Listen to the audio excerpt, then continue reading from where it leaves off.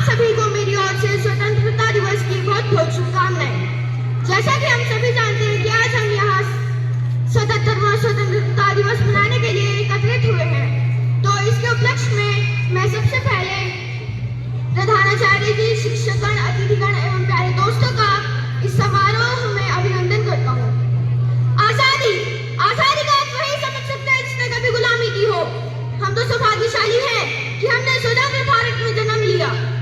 यूं तो आजादी की लड़ाई 1857 में ही जल चुकी थी, जो 1947 में हमारे देश को आजाद कराई।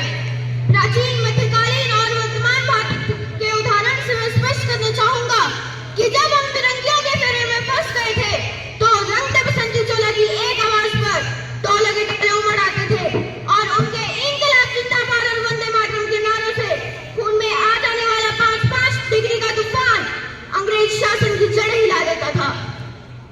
उसके बाद 62-65 और 71 के युद्धों में अपना स्वाग गंवा देने वाली औरत जब घर के हालात यूं होया करते कि प्यार भी भरपूर गया, मांग का सिंदूर गया, नन्हे ननिहालों की लिंगोटियां चली गई, बाप की कमाई गई, भाई की पढ़ाई गई, पता ही चला नहीं कि विश्व की कई रोटियां चली गई, कई रोटियां चली गई। अरे आपके लिए तो एक आदमी मरा है साहब, मेरे घर की तो रोटियां ही चली गई, रोटियां ही चली गई। इस तरह पूरा परिवार अपनी देशभक्ति साबित कर रहा होता था। तब देश बलिदान मांगता था, तब देश लड़ जाने को कहता था, तब देश मर जाने को, मिट जाने को, फांस चढ़ जाने को कहता था। किंतु आज देश लड़ जाने को नहीं कहता, आज देश मर जाने को, मिट जाने को, फांस चढ़ जाने को नहीं कहता, बल्कि मेरे विचार में अगर कोई अपनी पूरी चेष्टा से और पूरी ईमानदारी से कार्य करे तो वही सबसे बड़ा देशभक्त है।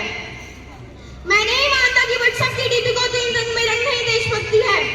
अगर आप कहेंगे कि वर्ष में बस 2 बार तिरंगा हाथ में लेना ही देशभक्ति है, तो मैं पूछना चाहूंगा कि जब बच्चा फुटपाथ पर रहता है और वो नंगे पांव ट्रैफिक के जाम में तिरंगा बेच रहा होता है, तो आप उसे उसकी देशभक्ति कहेंगे? नहीं, यह उसकी देशभक्ति नहीं है, यह उसके पेट की भूख की शक्ति है जो उसे ऐसा करने पर मजबूर करती है।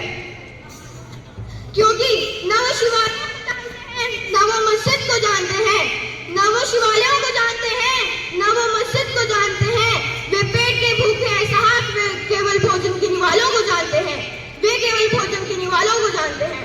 अपने राष्ट्र, अपने परिवार